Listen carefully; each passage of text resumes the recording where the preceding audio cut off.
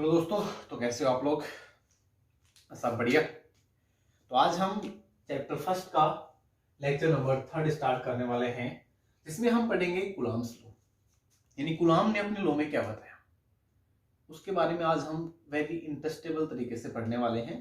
कैसे कूलॉम ने अपने लॉ में कुछ बताया, क्या उसकी वेक्टर फॉर्म है, कैसे हम मल्टीपल चार्जेस के बिटवीन फोर्स निकाल सकते हैं, ठीक है ना, जिसको हम सुपरपोजिशन प्रिंसिपल भी कहते हैं। एक न्यूमेरिकल भी सोल्व करेंगे अच्छा सा। तो ये लेक्चर काफी इंटरेस्टिंग होने वाला है आज का। तो कूलॉम्स लॉ स्टार्ट करने से पहले ही मैं आपको एक डेफिनेशन बता देता हूं इजी, जो आप याद रखें। रिलेटिव परमिटिविटी, रिलेटिव परमिटिविटी, या इसी को बोल देते हैं डाई इलेक्ट्रिक कांस्टेंट। होता क्या है? The ratio of permittivity of medium to the permittivity of free space। the ratio of, यानी ये तो है permittivity of medium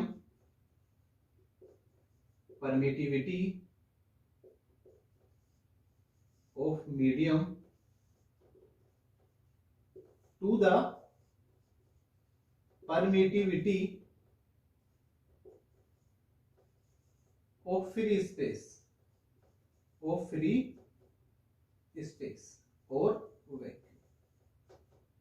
vacuum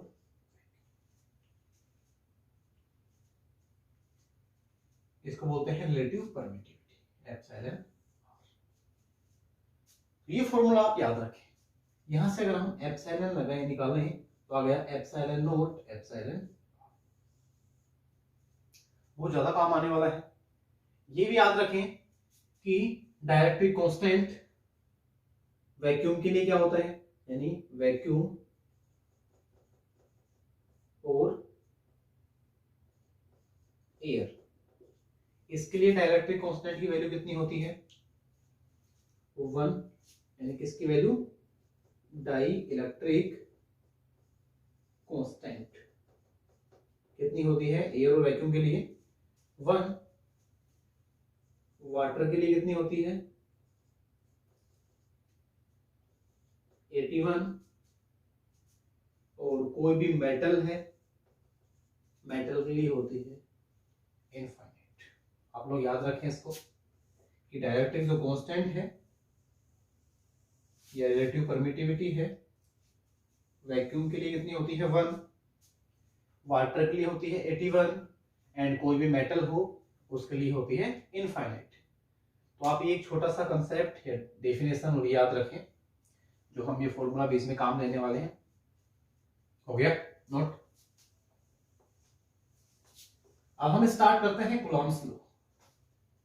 क्या स्टार्ट करते हैं दोस्तों? Coulomb's law. सभी नोट करें, कूलॉम्स। तो कूलॉम ने क्या बताया? कूलॉम ने बताया किन्हीं भी 2 पॉइंट चार्जेस के बिटवीन फोर्स निकालना। मान लो ये Q1 एक चार्ज है, ये चार्ज है Q2, दोनों सेपरेट हैं r डिस्टेंस पे। दोनों कितने डिस्टेंस पे सेपरेट हैं? r डिस्टेंस पे। कूलॉम ने बताया कि 2 चार्जेस के बिटवीन फोर्स कितना लगता है। उसने कहा the force between two charges is directly proportional to the product of magnitude of both charges and inversely proportional to the square of distance between them। बात समझ में आई? लिख दूं क्या इस बात को? The force between two charges, 2 or more, कितने हो सकते हैं? The force between two charges is directly proportional to the product of magnitude of both charges and inversely to the square of distance between them, यानी किन्हीं भी 2 point charges, ध्यान रहे ये 2 क्या है, point charges. The force between 2 point charges is directly proportional to the product of both charges and inversely proportional to the square of distance between them. ये उसने बताया, यानी जब हम डायरेक्टली प्रोपोर्शनल को इक्वल में चेंज करते हैं तो ऑलवेज एक कांस्टेंट आता है. यहां पे उसने कांस्टेंट लिया k q1 q2 by r square.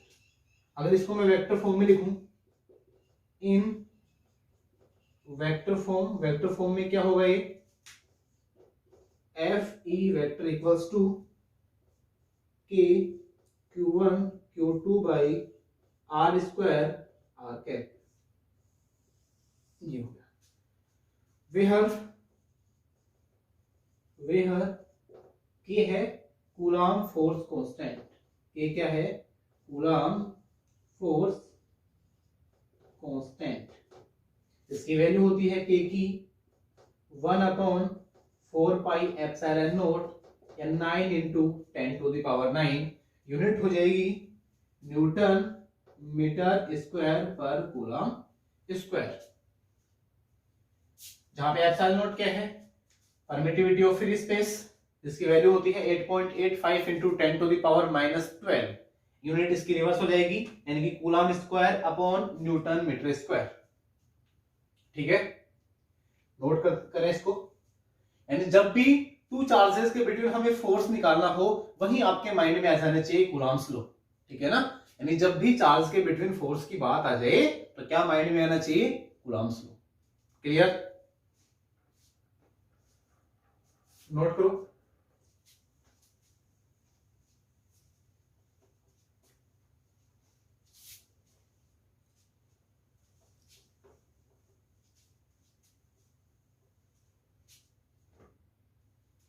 अब इसके 2 फॉर्मूले मैं आपको बताता हूँ.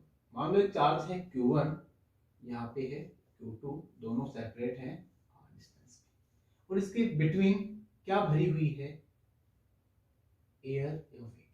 क्या है, एयर या वैक्यूम.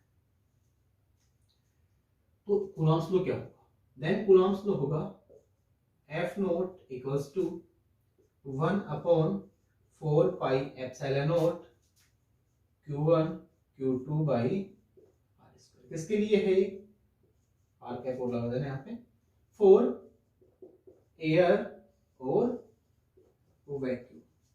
किसके लिए है, एयर और वैक्यूम के लिए है फॉर्मूला. अगर आपने इन दोनों चार्जेस के बिटवीन जो सेपरेटेड है आर से, इनके बिटवीन हमने कोई मीडियम रख दिया. क्या रख दिया, मीडियम.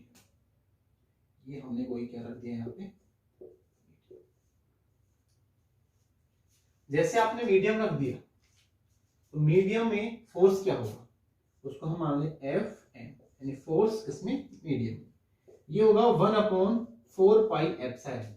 यहाँ एप्सिलॉन नॉट वैक्यूम और एयर की आपकी परमिटिविटी आ रही थी, अब मीडियम की परमिटिविटी आएगी, वो होती है एप्सिलॉन. इससे पहले हमने जो डेफिनेशन बताई थी आपको, उसमें बताया था. ठीक है ना, यानी एप्सिलॉन किसकी होती है, मीडियम की परमिटिविटी. एप्सिलॉन नॉट होती है एयर या वैक्यूम की परमिटिविटी.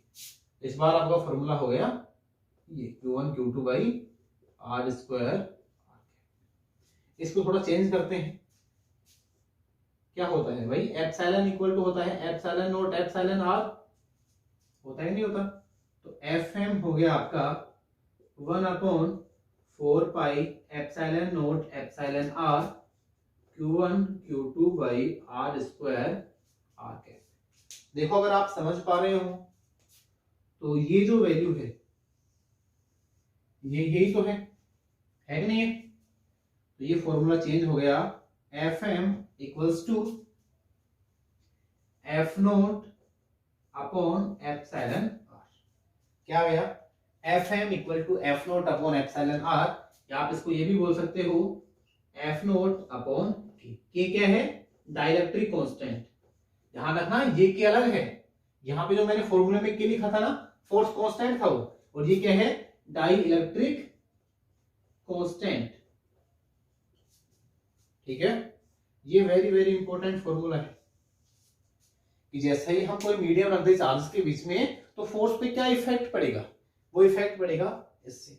मान लो अगर आपने कोई भी मेटल रख दी, आपने 2 चार्ज लिए, उनके बिटवीन हमने क्या रख दी मेटल रख दी कोई भी, तो मेटल का इलेक्ट्रिक कांस्टेंट कितना होता है इनफाइनाइट। तो यहाँ पे जब इनफाइनाइट आएगा तो फोर्स क्या हो जाएगा जीरो। क्या हो जाएगा जीरो। तो जैसे ही 2 चार्ज के बिटवीन अगर हमने कोई मेटल रख दी तो उन दोनों के बिटवीन फोर्स क्या हो जाएगा जीरो। क्लियर, नोट करें इसको।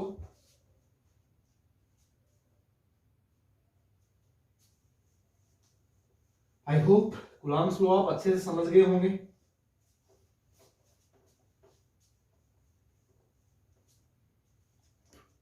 अब हम बात करते हैं vector form of Coulomb's law. Vector form of Coulomb's, इसकी वेक्टर फॉर्म की बात करते हैं।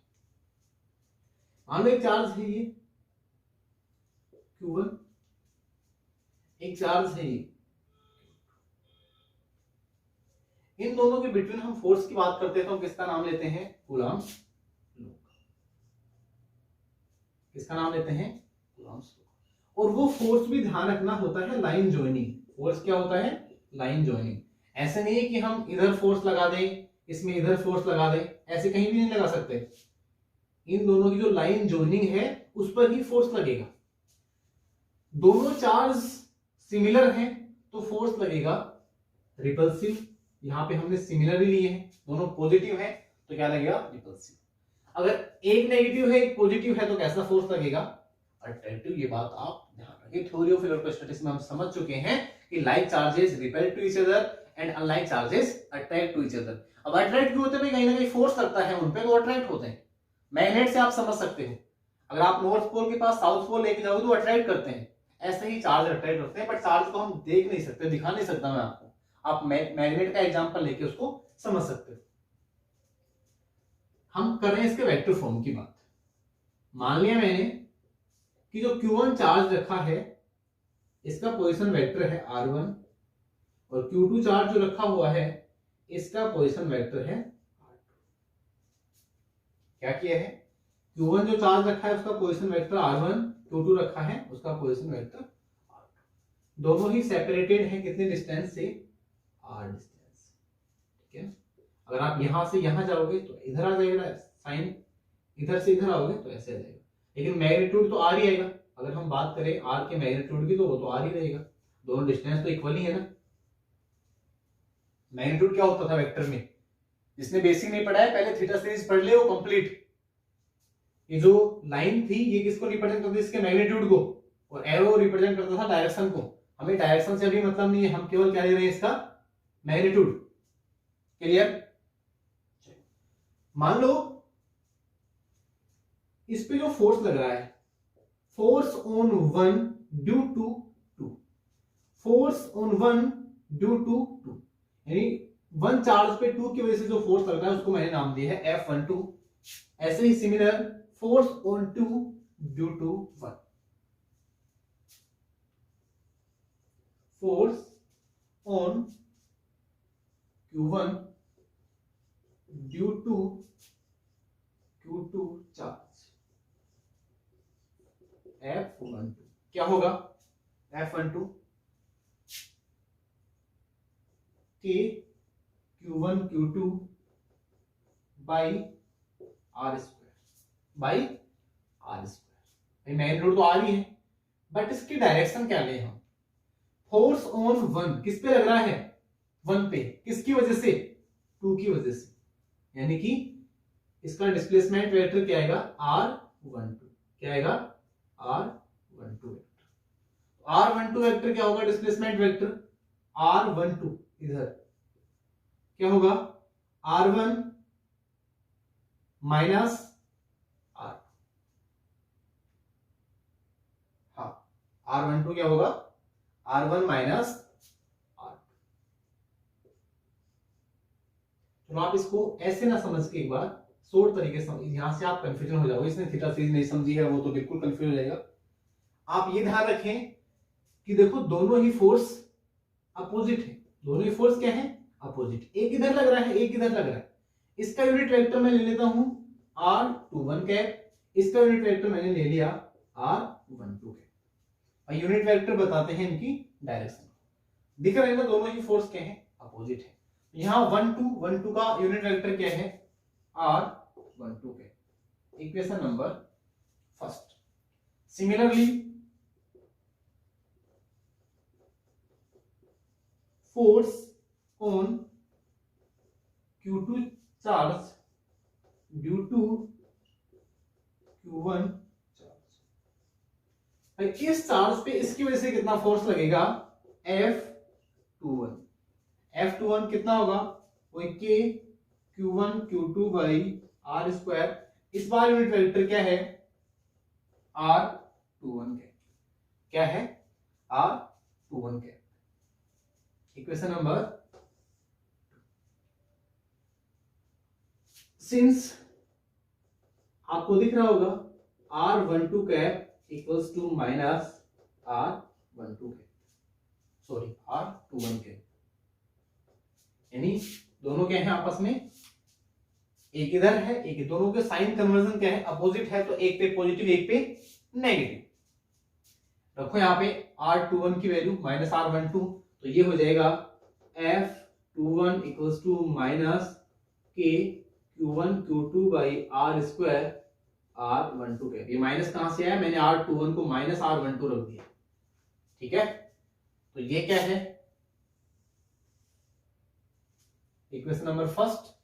तो आपका आ गया F21 equals to minus F12। अगर आप मोड की बात करते हो इनका, F21 का मोड तो इक्वल्स टू आ जाएगा F12 का मोड। तो दोनों ही फोर्स मैग्नीट्यूड में क्या है, इक्वल है, बट डायरेक्शन में क्या है, ऑपोजिट है।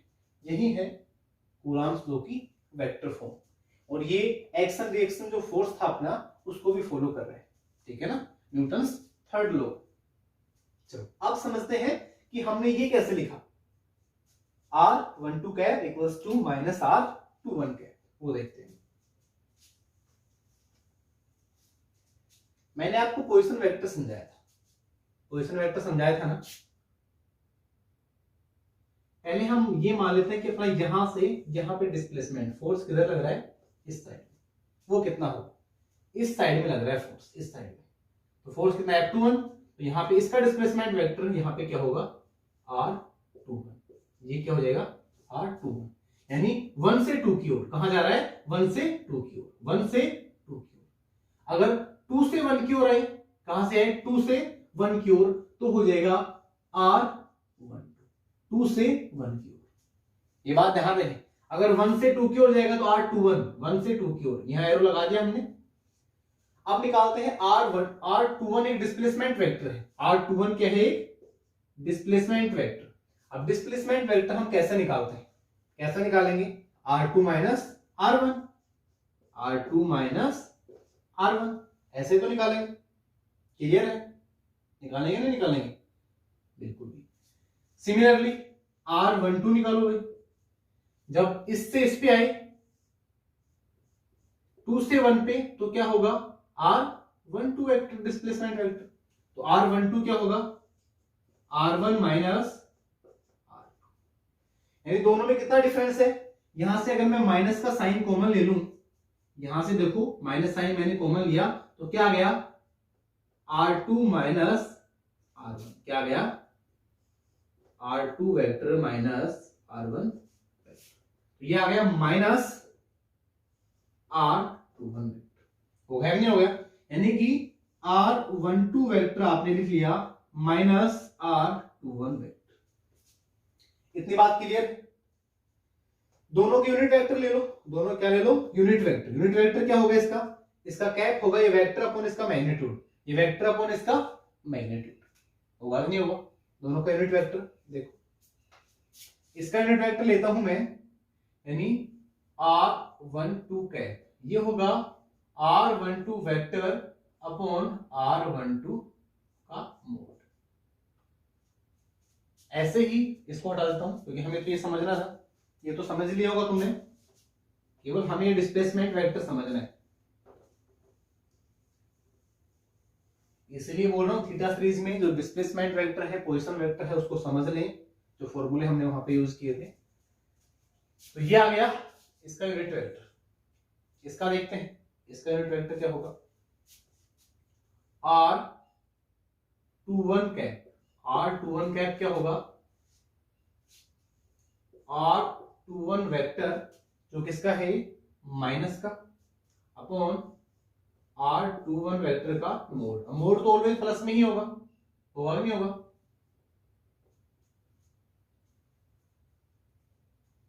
माइनस का नहीं, इसका प्लस में होगा। तो ये हो जाएगा R कैप 21 इक्वल्स टू, अगर मैं R21 वेक्टर को R12 लिखना चाहूं तो क्या आएगा, माइनस में, minus R12 vector upon R, ये चाहे 21 लिख लो चाहे 12 लिख लो, क्योंकि ये मोड है तो mode negative positive always positive ही रहता है। तो यहां से R21 कैप इक्वल्स टू आ गया, देखो ये क्या है, ये रहा R12 कैप, तो माइनस R12, ये निकला है ऐसे।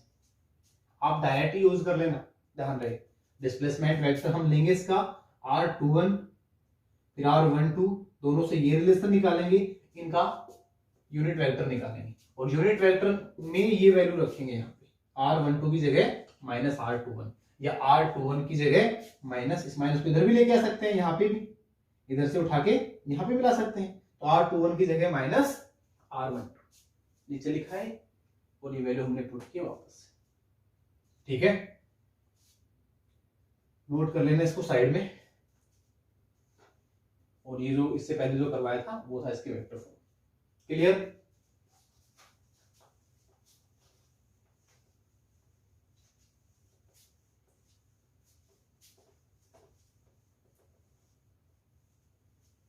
अब हम बात करते हैं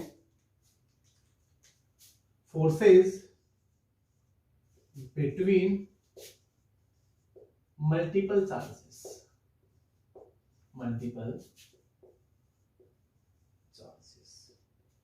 मल्टीपल चार्जेस के बिटवीन कितना फोर्स लगता है वो फाइंड आउट करते हैं। मान लो एक चार्ज ये है Q1, यहां पे एक चार्ज लिया मैंने Q0, यहां पे एक चार्ज लिया Q2, यहां पे Q3, ऐसे ही कितने भी चार्जेस हो सकते हैं Q है। इन दोनों की डिस्टेंस R01, इन दोनों की R02, R03, और ये R0। सभी के पोजीशन वेक्टर ले ली, सभी की क्या ले ली, position vector.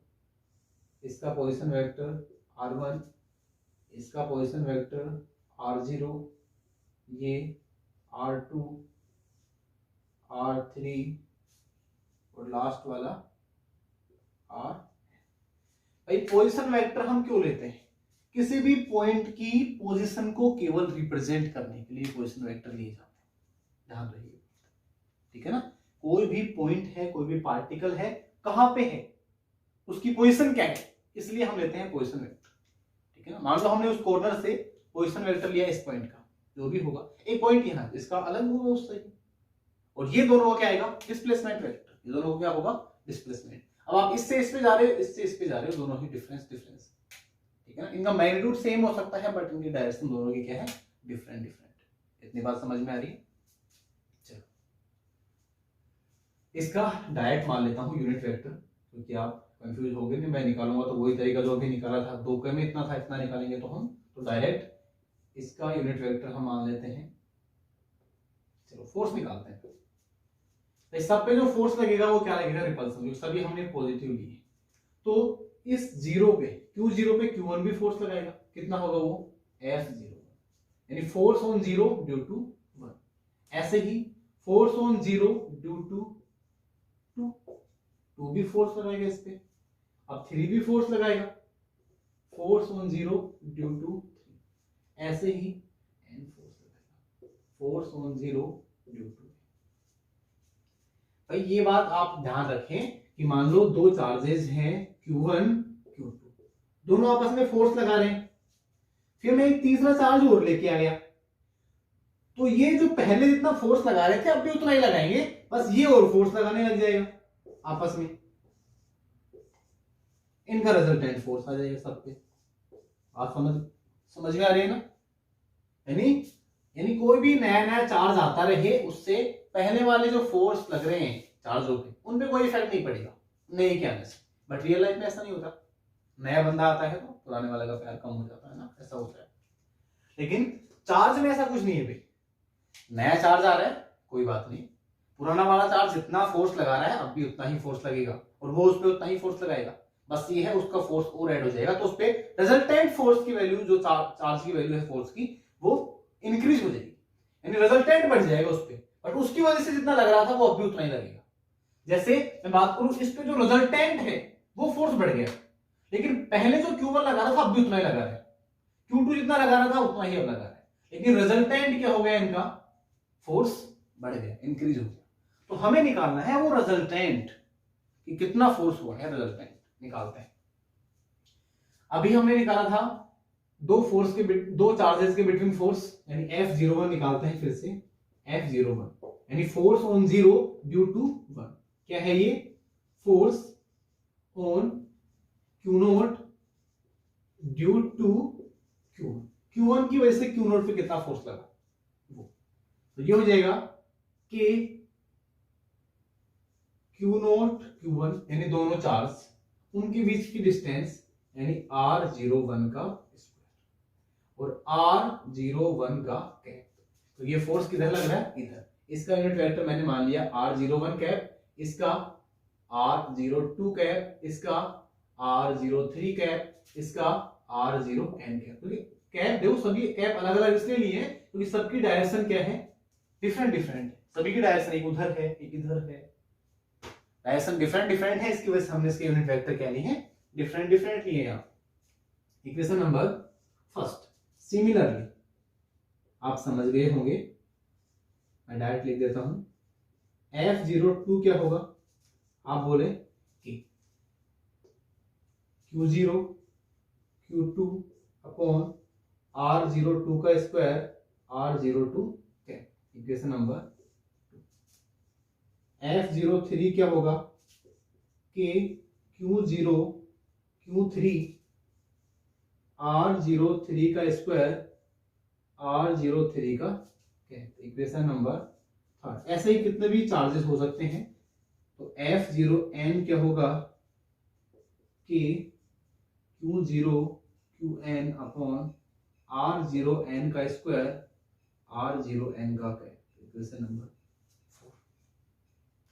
Then total force on Q0 या resultant force on Q0। Resultant force कितना होगा? F01 plus F02 plus F03 plus dot dot dot F0। जितने भी फोर्स लग रहे हैं सभी का वेक्टर सम कर देंगे, सभी का क्या कर देंगे? वेक्टर सम कर दो भाई। देखो सभी फॉर्मूले नोट कर लिए होंगे आपने, पॉज करके एक बार नोट कर लें इसको। जो सभी वैल्यू है यहां पे रखें, ठीक है? आप सभी वैल्यू नोट करोगे, इनमें से क्या क्या कॉमन आएगा? K Q0 देखो सभी में कॉमन आ रहा है, तो मैं कॉमन लेके लिख देता हूं। सभी में क्या कॉमन आ रहा है? K Q0। इसमें क्या बचा?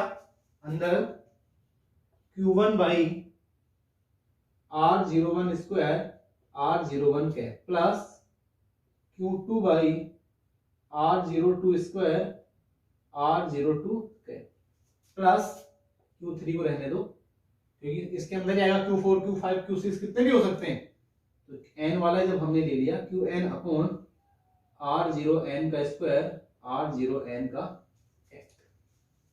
क्लियर? इसका एक फॉर्मूला और बना सकते हैं समीशन में।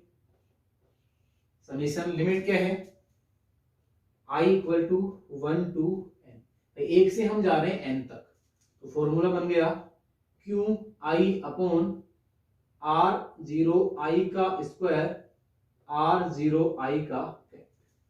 ये एक सिंपल फॉर्मूला बन गया रिजल्टेंट फोर्स का, जो आप याद रखेंगे।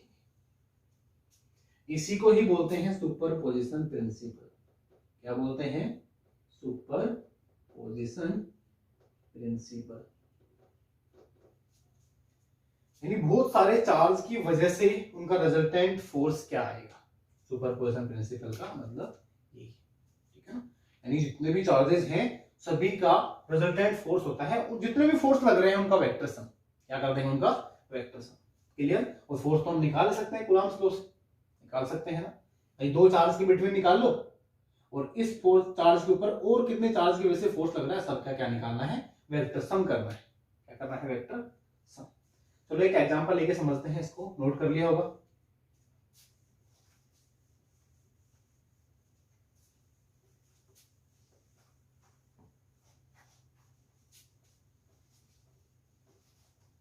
इस एग्जांपल को ध्यान से समझें।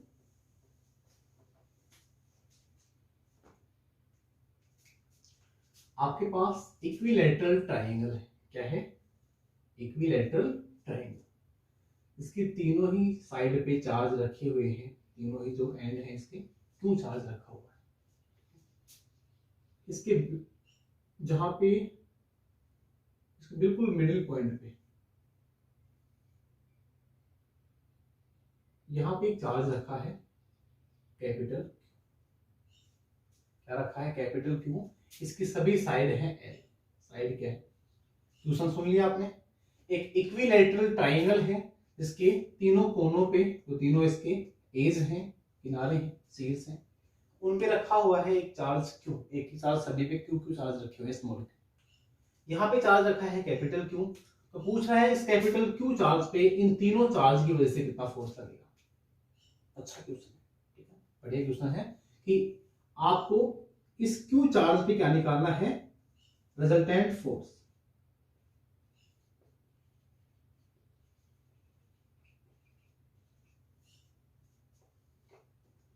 पोज करके सोल्व करें इसको। देखो ये डिस्टेंस है एल, तो ये हो गई L/2। क्या हो गई, L/2। ये भी क्या हो गई, L/2। ये भी L/2, ये भी L/2, L/2। इतनी बात क्लियर है। इक्विलैटरल ट्रायंगल है, तो ये सभी एंगल्स जो हैं ये कितने डिग्री की हुई, 60 डिग्री। कितने डिग्री की हुई, 60 डिग्री। तो ये पर्टिकुलर हो जाएगा 30, ये भी 30। क्लियर इतनी बात। ये L है, हमें ये साइड, एक साइड निकाल लो कोई सी भी, आप ये साइड निकाल लो एक बार। ये hypotenuse base perpendicular, base upon hypotenuse होता है cos theta. Base upon hypotenuse क्या होता है, कोस थीटा। बेस हमें निकालना ही है, हाइपोटेनियस है अपने पास L और कोस थीटा की वैल्यू है 30। बेस निकल के आ गया L, कोस 30 क्या है, कोस 30 होता है √3/2। कोस 30 क्या होता है, √3/2। ठीक है, लिख देता हूं मैं यहाँ पे, कोस 30 कितना होता है, √3/2। इतनी बात समझ में आई। आप इसको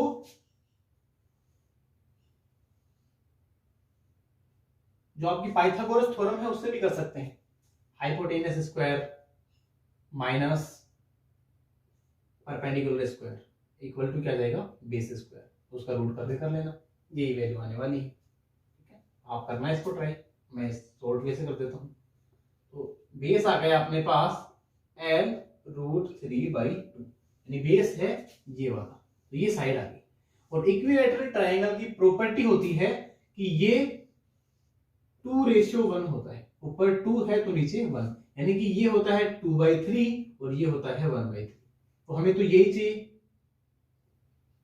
ये चाहिए, अभी बताऊंगा क्यों चाहिए। ये निकालते हैं एक बार, ये वाली साइड ऊपर वाली निकाल के देखो इसको, तो इसको ही 2/3 से और मल्टीपल कर दो, तो ये आ गया L/√।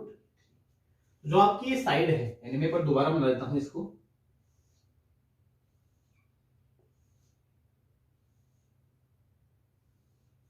कौन सी वाली साइड, ए, ये कितनी आ गई L/√3। अब देखो एक चार्ज अपना यहां रखा था, एक चार्ज यहां रखा है, ये फोर्स तो इस पे निकालना है, तो ये चार्ज इस पे फोर्स लगाएगा, इस साइड में लगाएगा नहीं लगाएगा, लाइन जॉइनिंग ऐसे बनती है इनकी। ये जो चार्ज यहां रखा था ये फोर्स लगाएगा इधर, यहां वाला चार्ज फोर्स लगाएगा, लगाएगा नहीं लगाएगा। अब फोर्स कितना लगाएगा, उसके लिए यहां पे चार्ज रखा है कैपिटल क्यू और यहां पे चार्ज रखा है स्मॉल क्यू, इन दोनों के बीच की डिस्टेंस हमें चाहिए ना, तभी तो हम निकालेंगे ना फोर्स, इसलिए हमने डिस्टेंस निकाली है, कितनी है L/√3। सभी L/√3 है, ये भी क्या है L/√3, ये तीनों ही, ये वाली ये वाली ये वाली, बाकी तीनों सेम है, बाकी तीनों हमें चाहिए नहीं। अब निकालते हैं फोर्स, एक फोर्स निकाल लेता हूं, तीनों आप समझ जाओगे, तीनों सेम ही होंगे क्योंकि सभी चार्जेस सेम है। तो ये फोर्स हम निकालें तो फोर्स क्या होता है K Q1 Q2 upon R²। R क्या है, बीच की डिस्टेंस, R मतलब है L/√3 का स्क्वायर, तो ये आ गया, ये √3 3 हो जाएगा, ऊपर चला जाएगा, तो 3K Q capital Q upon L², ये आ गया। ये मैग्नीट्यूड, इसकी डायरेक्शन आप कुछ भी आर कैप जो आप मानना चाहो, लेकिन आर कैप किधर होगा, इधर, इसमें आर कैप किधर होगा, इधर, इसमें आर कैप इधर, तीनों ही डायरेक्शन क्या है, different different, R1 R2 R3 भी आप दे सकते हो, कोई दिक्कत वाली बात नहीं। तो तीनों ही फोर्स हमने फाइंड आउट कर लिए, ये होंगे। तो आपका इसको नोट करो एक बार, नोट कर लिया, ठीक है। अब इनका मैं एक बेसिक डायग्राम बनाता हूं कि हमने क्या क्या नोट कर लिया। तो आपके पास एक डायग्राम ऐसा बन रहा होगा, एक फोर्स इधर लग रहा है, एक फोर्स इधर लग रहा है, एक फोर्स इधर लग रहा है, और फोर्स की वैल्यू कितनी है 3K Q capital Q by L²। तीनों सेम है, तीनों ही फोर्स क्या है, सेम।